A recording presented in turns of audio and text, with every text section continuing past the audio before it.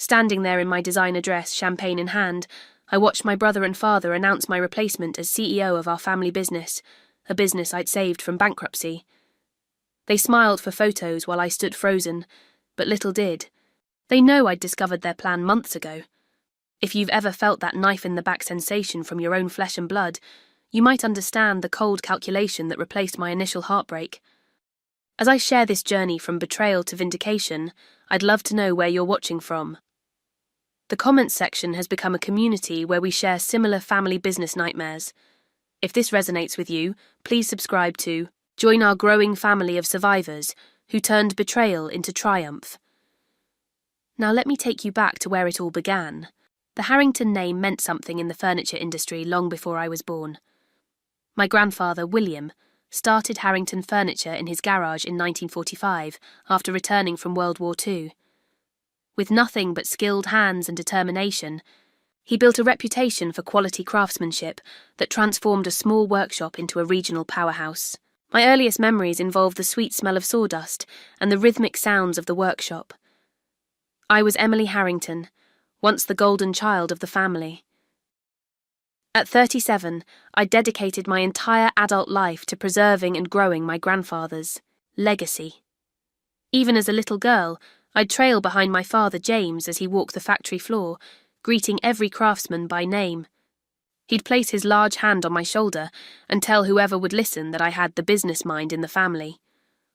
"Emily sees things differently," he'd say with pride. "She notices details others miss. She'll take Harrington Furniture places." I never could.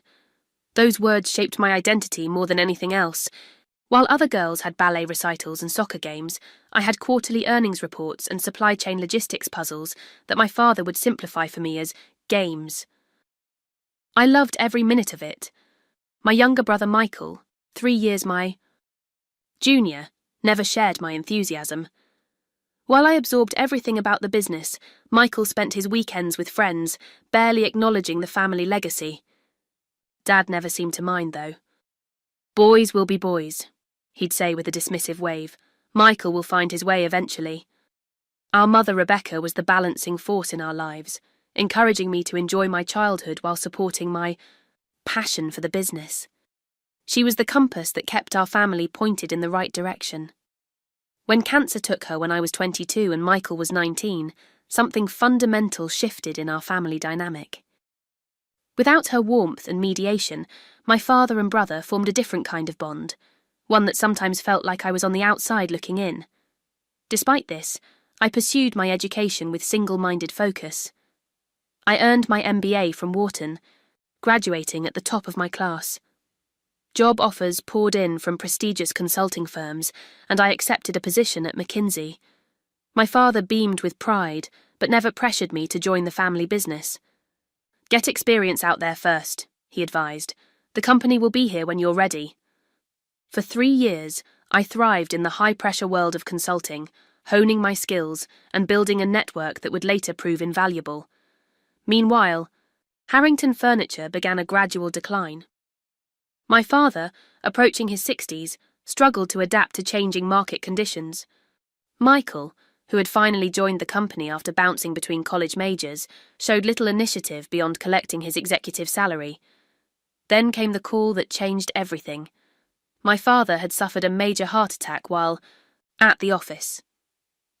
I flew home immediately, taking an indefinite leave of absence from McKinsey. What I found shocked me. The business was in far worse shape than I'd realised. We were 3 months behind on payments to suppliers, sales had declined 40% over 2 years, and the bank was threatening to call in loans that would effectively end the Harrington legacy. Looking at my father in that hospital bed, his usual commanding presence diminished, I made a decision that would alter the course of my life. I wasn't planning to join the family business yet, certainly not under these circumstances, but I couldn't let my grandfather's legacy crumble. "I'll step in temporarily," I told my father, "just until you're back on your feet." The relief in his eyes told me everything I needed to know. What I didn't realise then was that temporarily would stretch into 12 years of my life, years of sacrifice, innovation, and ultimate betrayal. Stepping into my father's role at Harrington Furniture felt like trying to stop a speeding train with my bare hands. The company was hemorrhaging money, key employees were updating their resumes, and our flagship showroom looked like a relic from the 1980s. I still remember the knot in my stomach when I reviewed the complete financials that first week. We had less than 6 months before complete insolvency. The most immediate resistance came from the old guard. Vernon Miller, our production manager who'd worked alongside my grandfather, crossed his arms and looked down at me during our first meeting. "With all due respect, Miss Harrington, we've been making furniture the same way for 50 years. Your fancy MBA won't change what works." "What works?" I'd replied, sliding the financial reports across the table. "Does this look like it's working to you, Vernon?" That first year was a crucible. I worked 16-hour days, sleeping on the leather sofa in my father's, now my office, more nights than I care to remember. My fiancé Daniel grew increasingly frustrated with my absences and the constant phone calls interrupting our rare moments together. "It's always going to be the business first with you, isn't it?" he'd asked one night after I'd missed his birthday. Dinner because a major client was threatening to pull their order. "This is temporary," I insisted. "Once Dad recovers, once we're stable again." But the engagement ended 6 months later. Daniel wasn't wrong. The business had consumed me. Meanwhile, Michael maintained his executive title and salary while rarely appearing at the office. When he did show up, it was to charm visitors or take long lunches with Dad's old golf buddies. He had the Harrington name and charm, but none of the commitment. With my personal life in shambles, I channeled everything into saving the company. I implemented changes that caused near revolts, transitioning to sustainable materials before it was trendy, modernising our classic designs to appeal to younger buyers, and investing heavily in digital marketing when our competitors were still relying on print catalogues and showroom foot traffic.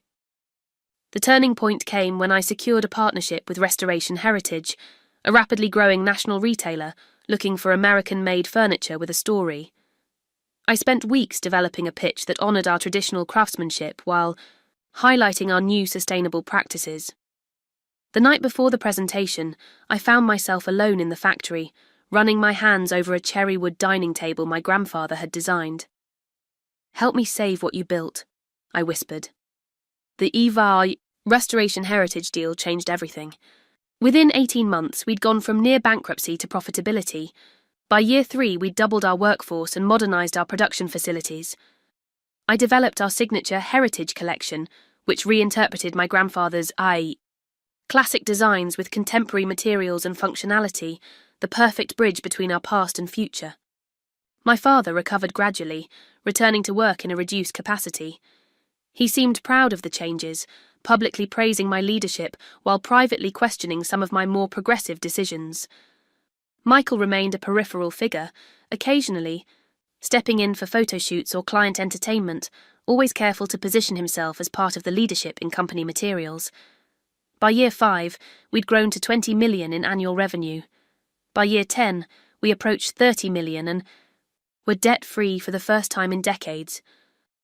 I'd sacrificed my personal life on the altar of family legacy, but the results were undeniable. Harrington Furniture had transformed from a regional manufacturer on the brink of failure to a national brand synonymous with sustainable luxury. With the domestic business thriving, I began developing plans for international expansion. European and Asian markets showed promising interest in American-crafted sustainable furniture, and I spent months researching potential partnerships and distribution channels. The expansion would require significant investment, but promised to double our revenue within 5 years. After 12 years at the helm, I finally felt I'd fulfilled my promise to my grandfather. I'd not only saved his legacy, but elevated it, beyond what anyone thought possible. What I didn't realise was that my very success had planted the seeds of betrayal. The first hint that something was amiss came during a routine Monday morning meeting about 6 months ago. My father, who had settled into a comfortable advisory role focusing on relationships with our longest-standing clients, mentioned that he and Michael had met with our banker over the weekend. "Just a casual lunch," he said, waving away my raised eyebrow. "Nothing worth bothering you about." It was odd. I handled all our banking relationships as CEO. When I called our account manager later that day to follow up, he seemed uncomfortable, mentioning something about family ownership structures before quickly changing the subject. Over the following weeks, I noticed other inconsistencies. Michael, who typically spent more time on golf courses than in conference rooms, suddenly developed an interest in our operations. He began appearing at the office 3 or 4 days a week, scheduling meetings with department heads and requesting copies of contracts and financial reports. "Just trying to contribute more," he explained with that easy smile that had charmed teachers into passing him, despite missing assignments. "You've carried the load long enough, sis." His newfound dedication might have been touching if it hadn't, coincided with my father becoming increasingly evasive. Twice I walked into his office to find him hurriedly ending phone calls. Calendar invitations for meetings I would normally attend stopped appearing in my inbox. Then came the day I overheard a fragment of conversation as I approached my father's office. The door was slightly ajar, and Michael's voice drifted into the hallway. "Restructuring the leadership makes sense before the international push. Emily's done great, but—" They went silent when I knocked. Inside, my father and brother sat with Robert Caldwell, owner of our chief competitor, Caldwell Furniture. The 3 men looked like schoolboys caught planning a prank. "Emily, we were just discussing industry trends," my father said too brightly. Bob was sharing some insights on the European market. Robert couldn't quite meet my eyes as he shook my hand. "Your father speaks highly of your accomplishments, Emily. Turning this company around is no small feat." "Thank you," I replied, noting his use of past tense. "I'd love to hear your European market insights, considering our expansion plans." An uncomfortable silence followed before Michael jumped in. "We're still in preliminary discussions, nothing concrete to share yet." After Robert left, I directly asked what was happening. Both assured me they were simply exploring all options for our international expansion. It sounded reasonable enough, but a cold feeling had settled in my stomach. That feeling intensified when Margaret, our office manager who had been with the company for 25 years, stopped by my office after hours. "I probably shouldn't say anything," she began, fidgeting with her reading glasses. "But my loyalty is to this company and to your grandfather's memory." She proceeded to tell me about whispers among the long-time employees. My father had been holding closed-door meetings with lawyers. Michael had been giving tours to investors without my knowledge. Most troublingly, Robert Caldwell had been seen leaving my father's house late one evening with what looked like contract documents. "People are worried," Margaret concluded, "after everything you've done to save us all." I thanked her for her loyalty, but downplayed my concerns. Once alone, I opened my father's calendar, which I still had access to as an administrator. There it was, a pattern of meetings with lawyers, bankers, and Robert Caldwell, all carefully scheduled when I would be occupied with other matters. The next day, I arrived early and searched my father's desk, something I'd never have considered before. In his bottom drawer, beneath a stack of old photos, I found documents outlining ownership percentages of Harrington Furniture. According to the papers, my father had transferred a significant portion of his shares to Michael over the past year, giving my brother effective control when combined with his existing stake.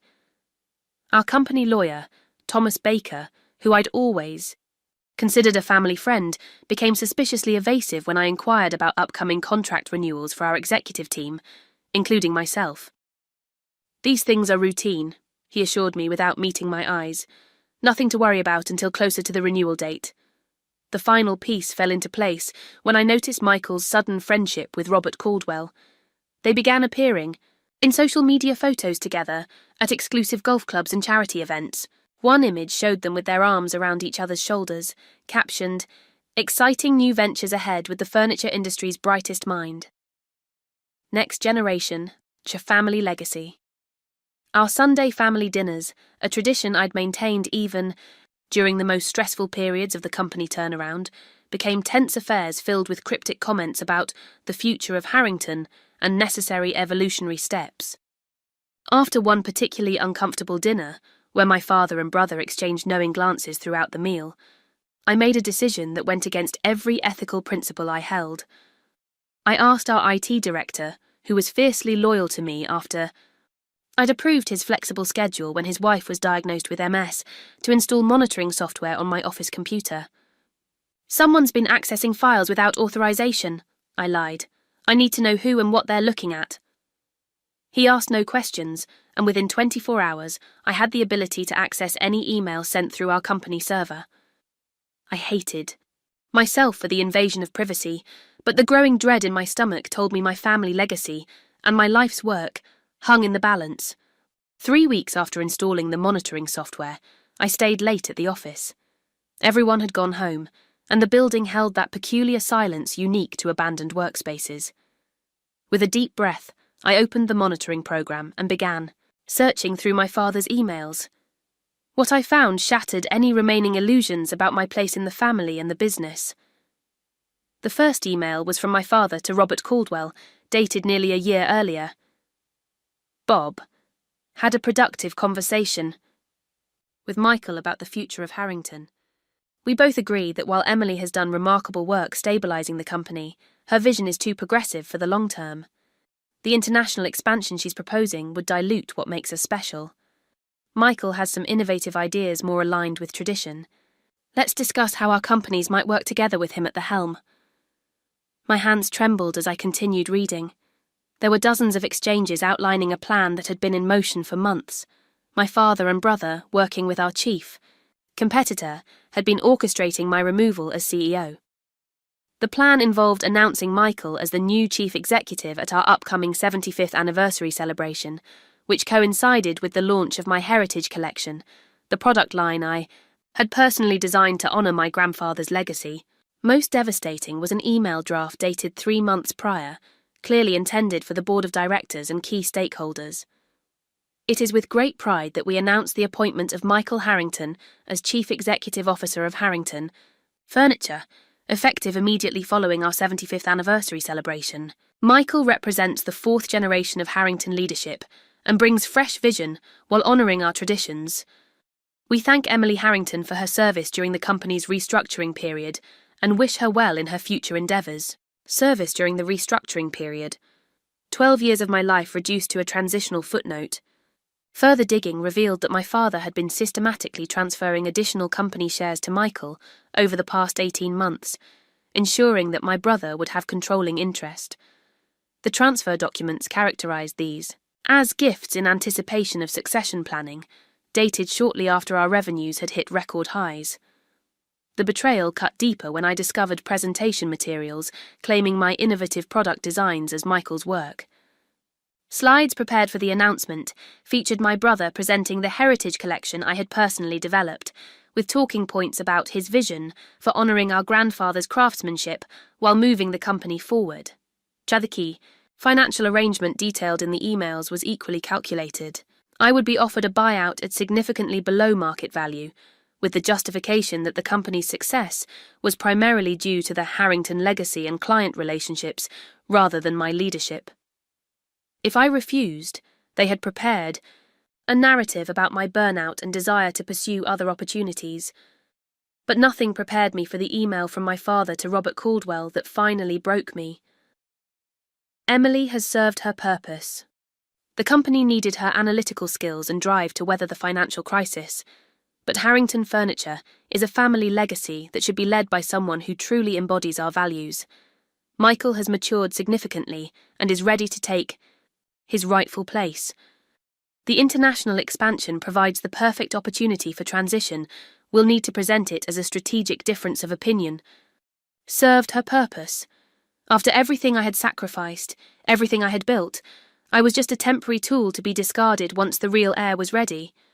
I printed key documents, forwarded critical emails to my personal account, and then carefully removed all traces of the monitoring software. As I gathered my things to leave, the full weight of what I'd discovered crashed over me. I collapsed into my chair, tears finally breaking through the shock. For hours I sat alone in my darkened office, the only light coming from the desk lamp, illuminating the evidence of my family's betrayal. My first instinct was confrontation, to march into the next board meeting with these documents and expose their scheme. My second was legal action. I had grounds for a lawsuit that would tear the company apart. But as dawn broke outside my window, a different kind of clarity emerged through my tears. If they wanted to play chess, they would discover I was several moves ahead. I've been rebuilding my life after this family betrayal for months now. If you're going through something similar, please know you're not alone. The support from this community has been incredible. Drop a comment below if you've ever had to strategize your way through a betrayal, family business or otherwise. I read every comment, and your stories help others realize they're not alone in these struggles. Now, let me tell you how I began planning my response to this devastating discovery.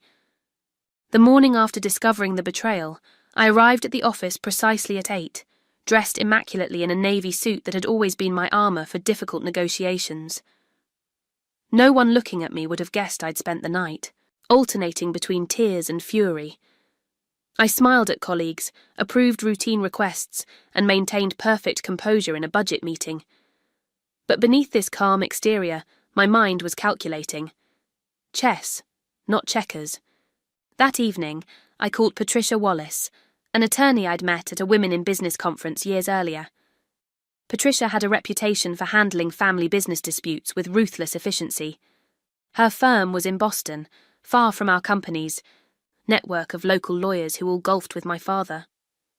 "They're planning to push you out after you saved the business?" Patricia asked after I explained the situation.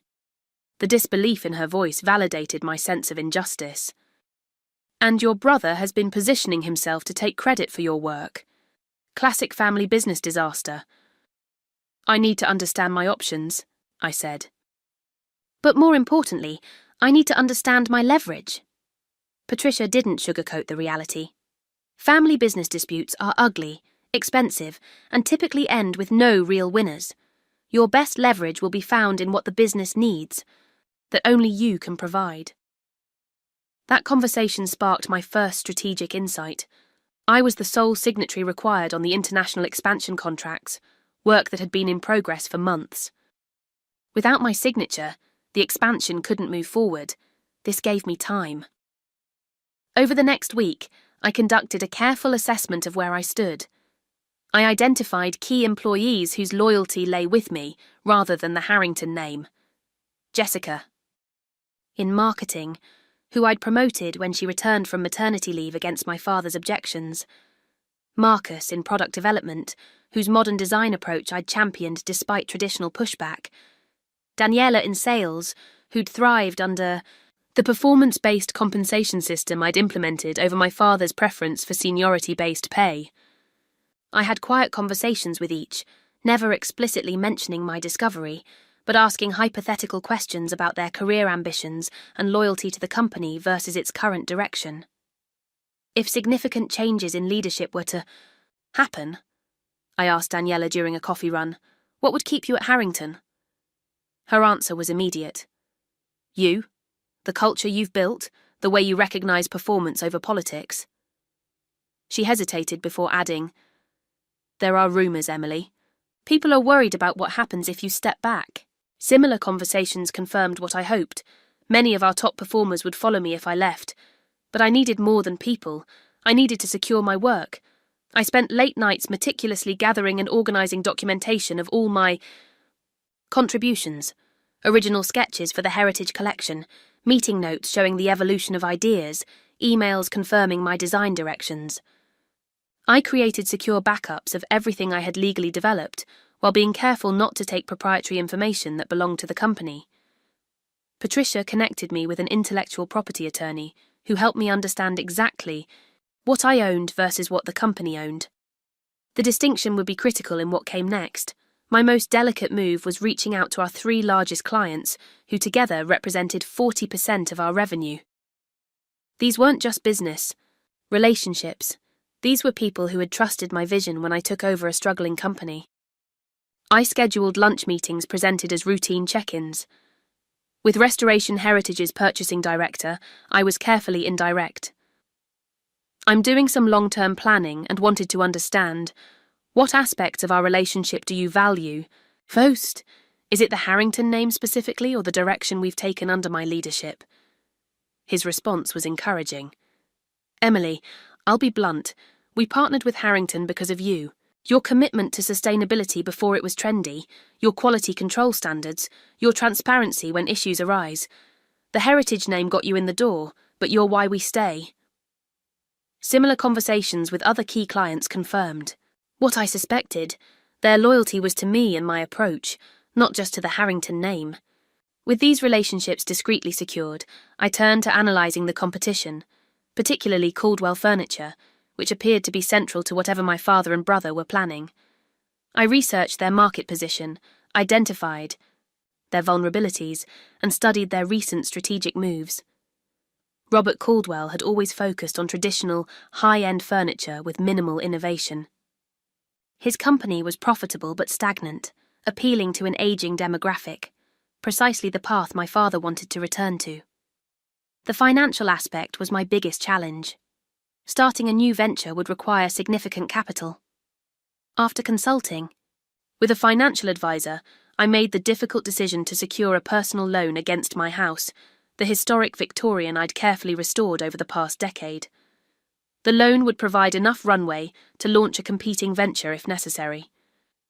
Throughout these preparations, the emotional toll was immense. Each Sunday dinner became an exercise in restraint, as I listened to my father and brother discuss company matters with new exclusivity. Michael would casually mention decisions made in meetings I hadn't been invited to.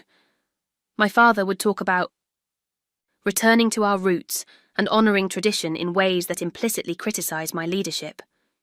One evening, as we finished dinner, my father raised his glass in a toast. To family legacy and the exciting new chapter ahead. Michael clinked his glass against our father's with a smug smile. To the future of Harrington. I raised my glass and met their eyes steadily. To getting exactly what one deserves. They nodded, oblivious to my meaning. In that moment, watching them congratulate themselves while plotting my professional execution, I felt a strange sense of calm. They thought they were arranging my resignation from a company. They had no idea. I was planning their education. The 75th anniversary celebration of Harrington Furniture wasn't just another corporate milestone. For 3 generations, the company had been the backbone of our community, employing hundreds of families and sustaining traditional craftsmanship through economic upheavals. The event, combined with the launch of the Heritage Collection, represented both our history and future, a future I had painstakingly crafted but would apparently not be part of. Planning for the celebration had begun, 6 months earlier, long before I discovered the betrayal. I'd envisioned it as a proud moment to honour my grandfather's legacy while showcasing our evolution. Now, I understood it had been designed with a very different purpose. My professional funeral. The guest list looks impressive, I commented, during a planning meeting 3 weeks before the event. The governor, major clients, industry press, quite a backdrop for your big announcement. My father's hand froze momentarily as he reached for his coffee. What announcement are you referring to? I maintained a pleasant smile.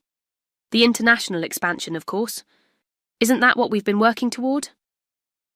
The relief on his face was almost comical. Yes, of course, though we're still finalising those details. Michael, who had insisted on joining the planning committee despite his previous disinterest in such administrative tasks, quickly changed the subject. The caterer needs final numbers by Friday. Emily, can you handle that? The irony wasn't lost on me.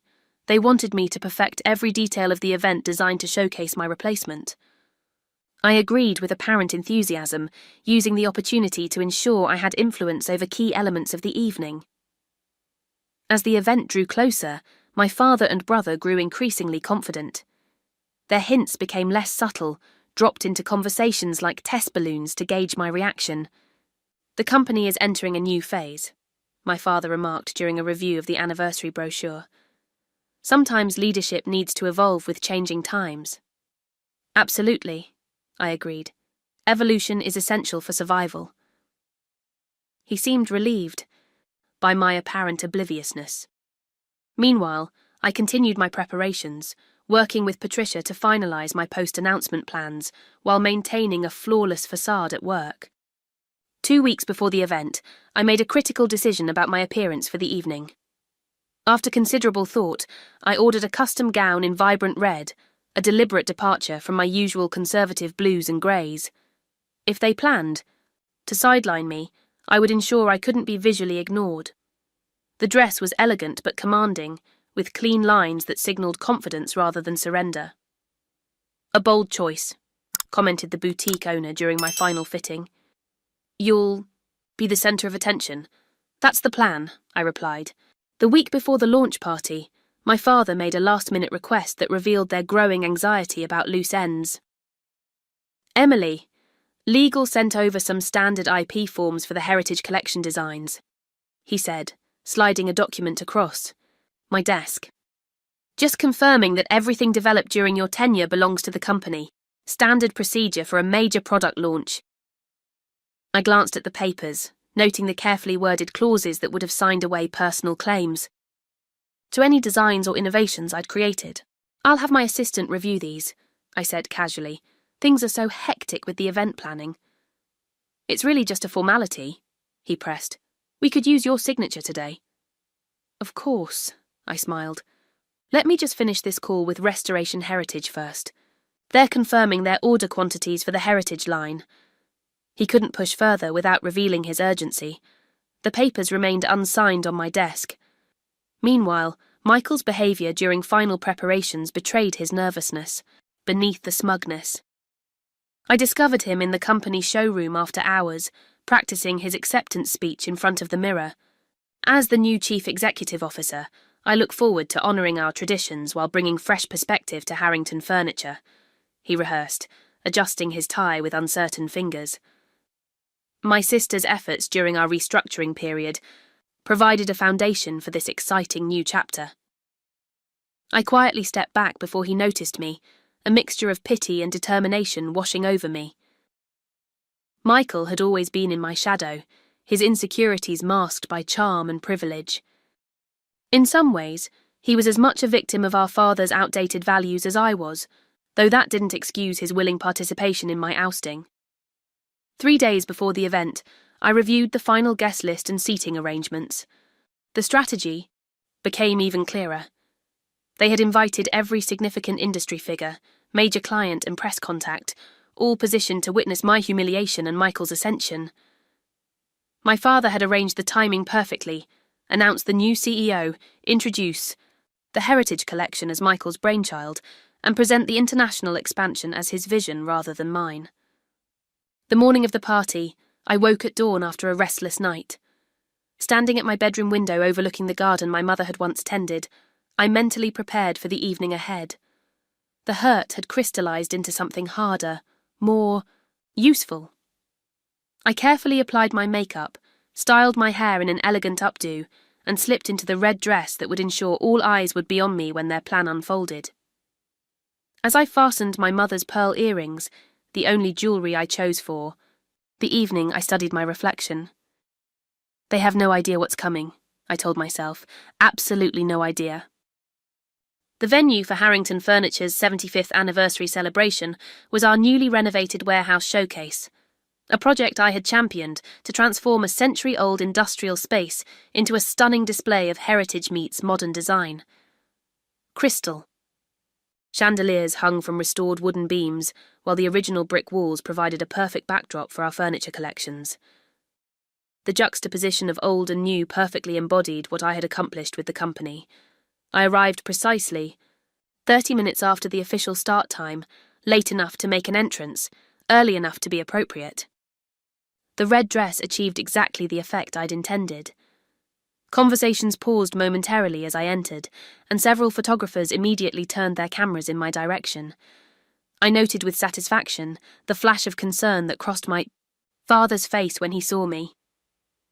"Emily, you look stunning," said Catherine Reynolds, our longest-standing client, embracing me warmly. "This event is magnificent. Your grandfather would have been so proud of what you've created here." "Thank you, Catherine. That means more than you know." For the next hour, I worked the room methodically, connecting with every key client, industry partner, and influential press contact. I made a point of reinforcing my personal relationships with each, reminiscing about specific meetings and decisions that had strengthened our partnerships. Remember when we reconfigured the entire production line in 3 days to meet your emergency order after the flood at your Chicago warehouse? I asked the operations director from Restoration Heritage. That kind of responsiveness won't change, regardless of what announcements come tonight. He looked puzzled. Announcements? Is there something I should know about? I touched his arm gently. I'm sure all will be clear soon. Just remember who made those tough calls when it mattered. Across the room, I could see Michael nervously downing his 3rd glass of champagne, while my father whispered what appeared to be last-minute coaching. Michael's wife, Sarah, caught my eye and quickly looked away. She had always been uncomfortable with the family dynamics, perhaps sensing the undercurrents better than her husband did. At 8:30, the event coordinator signalled that it was time for the formal programme to begin. Guests were directed to the central area, where a small stage had been set up. My father took the microphone first, his commanding presence instantly, quieting the crowd. Welcome, friends and family, to this momentous occasion. 75 years ago, my father William Harrington returned from war with nothing but his hands and his dreams. Today, we stand in this magnificent space, celebrating not just his legacy, but the future of American craftsmanship. He spoke at length about the company's history, the challenges weathered, and the traditions maintained. He mentioned my contributions, though notably framed them as steadying the ship during financial headwinds, rather than the complete reinvention and salvation I had actually accomplished. Family businesses are unique, he continued, his voice taking on the practiced gravity he reserved for important pronouncements. They require difficult decisions about succession and leadership. As Harrington Furniture looks toward its centennial, we must ensure the right vision guides us forward. I maintained perfect composure, my expression pleasantly attentive despite knowing exactly what was coming. It is with great pride that I announce a new chapter in our leadership. My son, Michael Harrington, will assume the role of Chief Executive Officer, effective immediately. Polite applause rippled through the crowd, though I noted many confused glances in my direction. My father gestured for Michael to join him on stage. Additionally, my father continued, we're thrilled to unveil our new Heritage Collection, which reinterprets classic designs for modern living, a project Michael has been quietly spearheading for the past year. The audacity of the lie was breathtaking. On the screens around the room, images of my designs appeared, furniture I had sketched late into the night, prototypes I had refined through countless iterations, pieces that represented my vision for honouring tradition while embracing sustainability and modern functionality. Michael stepped forward, straightening his shoulders in a poor imitation of confidence. Thank you, Father. It's a profound honour to step into this role and continue the Harrington legacy. He launched into his practice speech, claiming credit for my work with each word.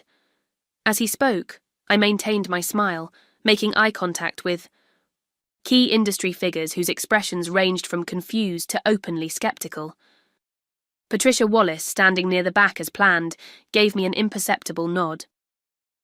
Finally, Michael concluded, I'm excited to announce that under my leadership, Harrington Furniture will be exploring a strategic partnership with Caldwell Furniture for our international expansion, combining our strengths to bring American craftsmanship to global markets.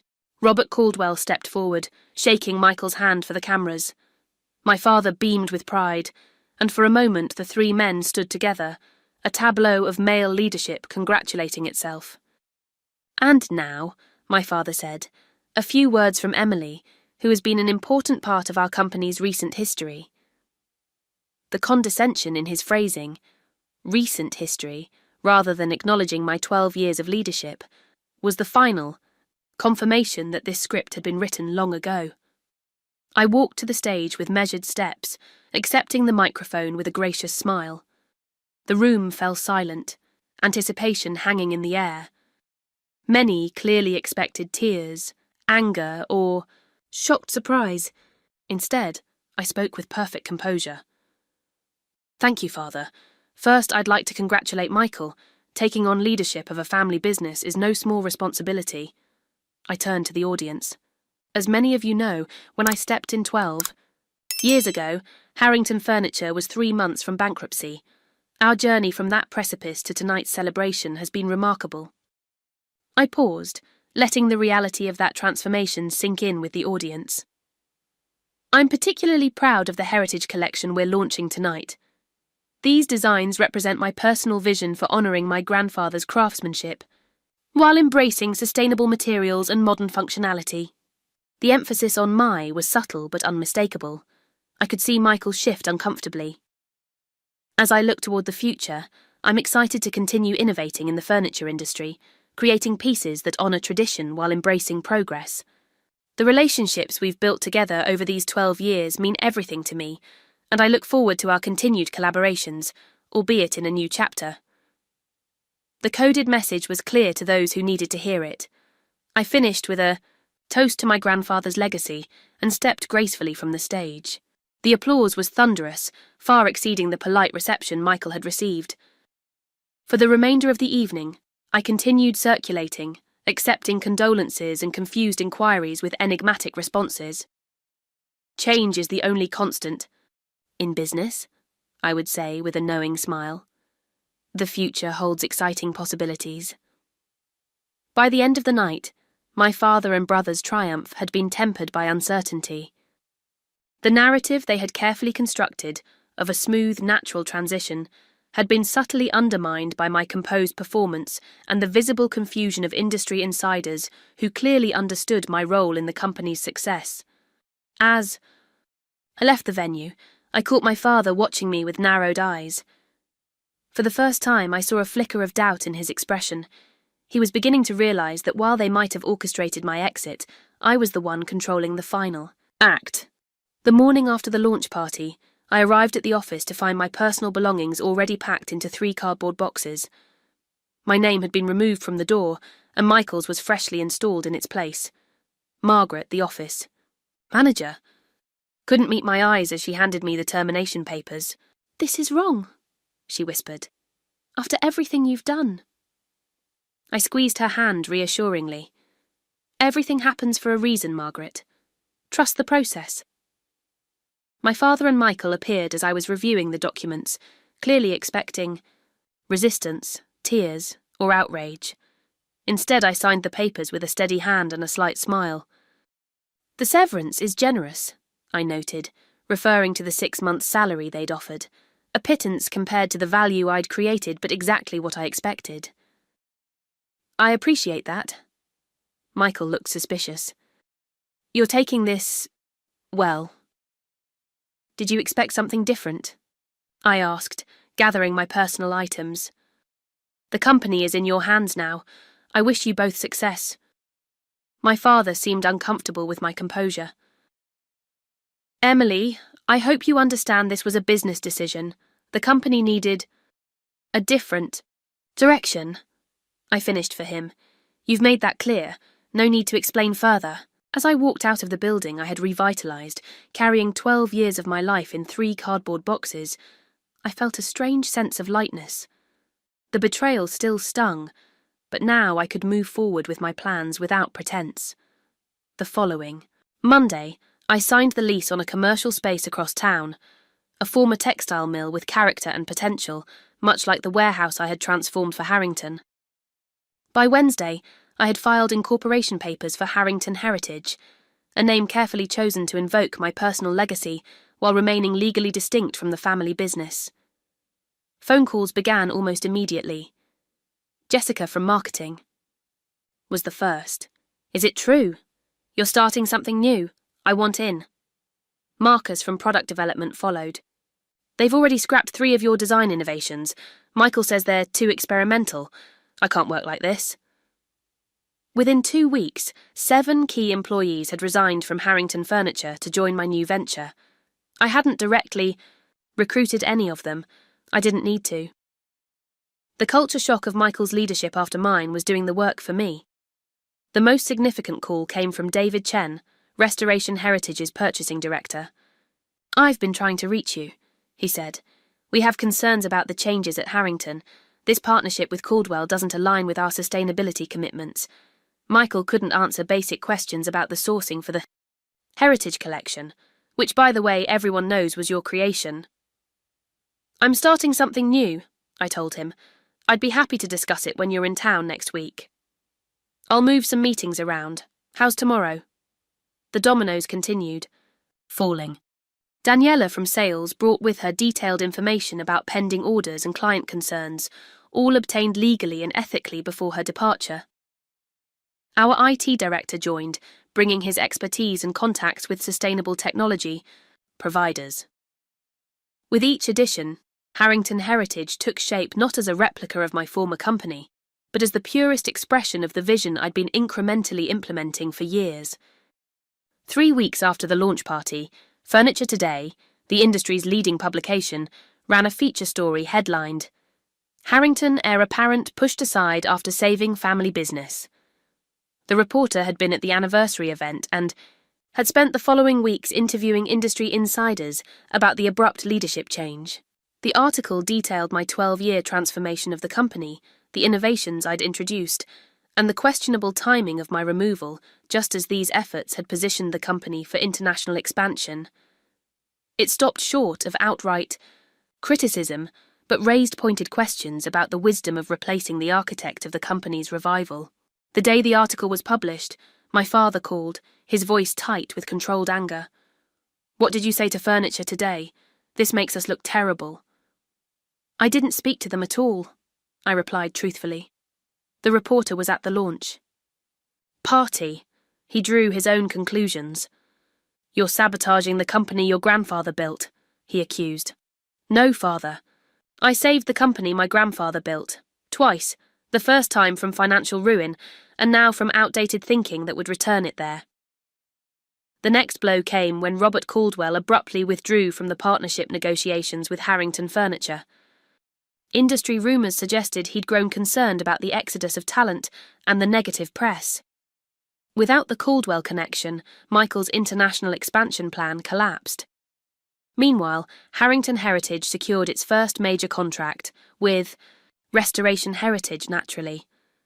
David Chen signed an exclusive agreement for our first collection, which I had begun designing the night after I discovered the betrayal. The collection, called Evolution, subtly referenced my grandfather's classic designs while pushing boundaries in sustainability and functionality. "Your brother tried to convince us to honour their existing contracts," David told me after signing. "He didn't understand that our relationship was with you, not the company name." Within 4 months, Harrington Heritage had recruited 20 former Harrington Furniture employees, secured contracts with 5 major retailers, and established a production facility using advanced sustainable manufacturing techniques. Our first collection received rave reviews at the industry trade show, where Michael's revised Heritage collection, stripped of my more innovative elements, was largely ignored. The final devastating blow to my former company came when quality issues began emerging under Michael's leadership. Without my rigorous standards and the experienced team members who had followed me, Harrington Furniture began shipping products with inconsistent finishes and structural weaknesses. Major retailers began cancelling orders after customer complaints mounted. The company's stock value, which had tripled during my tenure, plummeted as financial analysts questioned the wisdom of the leadership change. Whispers of potential bankruptcy began circulating, exactly the situation I had rescued them from 12 years earlier. I took no pleasure in their struggles, but I couldn't deny the vindication I felt watching the consequences of their decisions unfold. The chess game was reaching its conclusion, with each piece moving exactly as I had anticipated. 6 months after my unceremonious dismissal from Harrington Furniture, I stood on stage at the American Furniture Design Awards, accepting the prestigious Innovation Excellence Trophy for Harrington Heritage's debut collection. The audience of industry leaders gave me a standing ovation, not just for the designs but for what they represented: resilience, vision, and ethical leadership. "This award honours the legacy of craftsmanship my grandfather instilled in me," I said during my acceptance speech. William Harrington believed that furniture should be beautiful, functional, and built to last generations. Today we've added sustainability to those core values, ensuring that what we create honours both tradition and our planet's future. The contrast between my new company's trajectory and my former family business couldn't have been starker. While Harrington Heritage flourished, securing contracts with premium retailers across the country, Harrington Furniture was struggling to maintain its market position. Quality issues under Michael's leadership had led major clients to cancel orders, and their stock had lost 40% of its value in 6 months. I maintained a dignified silence about my former company's troubles, even as industry insiders approached me at events with knowing looks and whispered updates. "Your brother tried to reverse your sustainability initiatives to cut costs," one supplier told me. "Ended up with a shipment of veneer that warped within weeks of delivery." I took no pleasure in their struggles, but I couldn't deny the sense of justice as the consequences of their decisions became increasingly apparent. The furniture industry, despite its size, functions like a small community. Word travels fast, and reputations, both good and bad, tend to stick. One Tuesday afternoon, as I was reviewing design prototypes in our studio, my assistant interrupted with unusual hesitation. "Emily, your father is here. He doesn't have an appointment, but he's insisting on seeing you." I paused, letting the surprise wash over me. "Show him in." James Harrington entered my office with none of his usual commanding presence. He looked older, the lines around his eyes deeper, his shoulders slightly stooped. For a moment, I saw him not as the man who had betrayed me, but as my aging father, a realization that both softened and complicated my feelings. "This is impressive," he said, gesturing to the bright, open workspace visible through my glass. "Office walls. You've done all this in 6 months. Thank you. What can I do for you, Father?" He sat heavily in the chair opposite my desk. "Harrington Furniture is in trouble. The quality issues, the cancelled orders, Michael is in over his head." I waited, saying nothing. "The bank is threatening to call in our loans," he continued. "We could lose everything your grandfather built." "That would be unfortunate." I replied evenly. "But I'm not sure why you're telling me this." "I made a terrible mistake," he said, the words clearly difficult for him. "I was wrong about Michael being ready. I was wrong about the direction the company needed. And I was wrong about you." The admission hung in the air between us. "What influenced your decision?" I asked, genuinely curious after months of speculation. He looked away, embarrassment colouring his features. Old-fashioned thinking, the belief that a son should lead the family business, pressure from some of our oldest clients who weren't comfortable with your more progressive approaches, and maybe— he hesitated. Maybe some jealousy at how completely you had transformed what I thought was my legacy. The honesty was unexpected and disarming. "I'm sorry, Emily. For what that's worth now." I studied him for a long moment. "What exactly are you asking for, Father?" "Your help, your expertise, maybe a partnership between our companies to steady the ship." I shook my head slowly. "I won't come back. That chapter is closed." His shoulders slumped further, but I continued. "However, I might consider a limited collaboration that would benefit both companies. Harrington Heritage could license certain designs to Harrington Furniture, with strict quality control oversight from my team. It wouldn't solve all your problems, but it might help stabilise things while you reorganise." Hope flickered in his eyes. "You'd do that? After everything?" "Not for you," I said honestly. "For grandfather's legacy, and for the employees who remain there, the ones who had no part in your decisions." We discussed preliminary terms, and I made it clear that any arrangement would be strictly business, with legally binding agreements rather than family handshakes. As he prepared to leave, he paused at the door. "Your mother would have been proud of you," he said quietly. "She always said you had both the head and heart to do remarkable things." The mention of my mother, the first in many months, caught me off guard.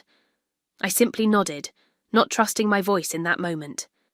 2 weeks later, Michael announced his resignation as CEO of Harrington Furniture, citing personal reasons and a desire to explore other opportunities.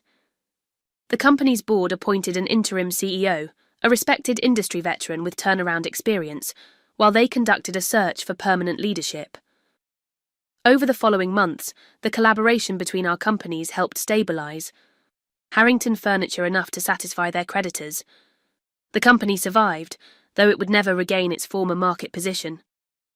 Meanwhile, Harrington Heritage continued its meteoric rise, expanding into new markets and winning acclaim for both design innovation and ethical business practices. The final chapter of this story came full circle 18 months after my dismissal. Harrington Furniture, still struggling despite the stabilizing measures, received a buyout offer from an investment group. As the details emerged, it became clear that I was the primary investor behind the group. I purchased the Harrington name and original factory, the one my grandfather had expanded from his garage workshop, for 20 cents on the dollar of its value during my leadership.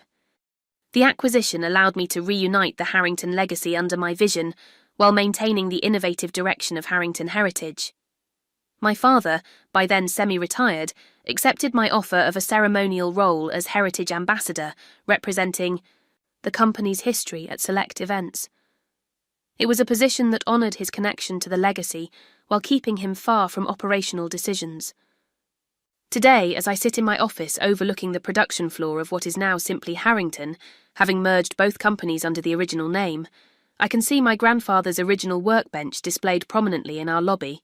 Beside it hangs a photo of him, my father as a young man, and me as a child, all 3 generations in the original workshop.